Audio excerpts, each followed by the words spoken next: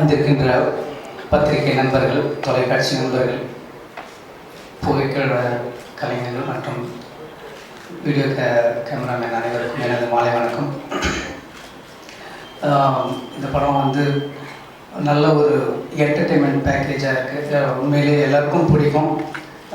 All class ஆடியன்ஸுக்கு நானும் olive sir சொன்ன மாதிரி இந்த படத்தை நிறைய தடவை பார்த்துட்டேன். ரொம்ப இன்ட்ரெஸ்டிங்காக இருக்குது.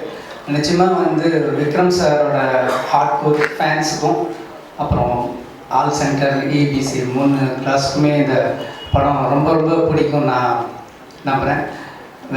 விஜய் மில்டன் சார் ரொம்ப ஹார்ட் ஒர்க். இந்த படத்துக்கு வந்து எல்லா வேலையும் பண்ணி அடிஷ்னலாக டிஓபியாகவும் இந்த படத்துக்கு இருந்திருக்காரு.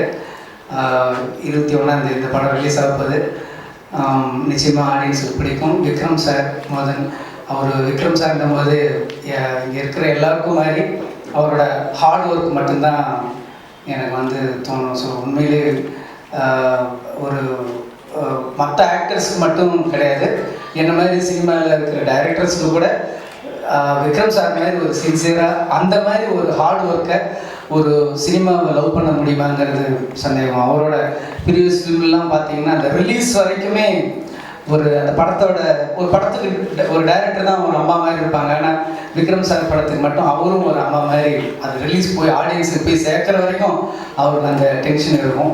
ஸோ அவரோட இந்த ஹார்ட் ஒர்க்கு, சமந்தாவோட நல்ல பர்ஃபார்மன்ஸ் நல்ல இந்த படத்தில் பண்ணியிருக்காங்க. மற்றும் இந்த படத்தில் இருக்கிற டெக்னீஷியன்ஸ் எல்லாருமே அவங்களோட மேக்ஸிமம் உழைப்பை போட்டிருக்காங்க. ஸோ உங்களுடைய சப்போர்ட்டும் இருந்தால் இந்த படம் ஆடியன்ஸுக்கு நல்லபடியாக போய் ரீச் ஆகும். கண்டிப்பாக 21 இந்த படம் ரிலீஸ்க்கு அப்புறம் மறுபடியும் ஒரு சக்ஸஸ் மீட்டில் அவங்க எல்லோரையும் சந்திக்கணும்னு நம்பிக்கையோடு விடைபெறுகிறேன்.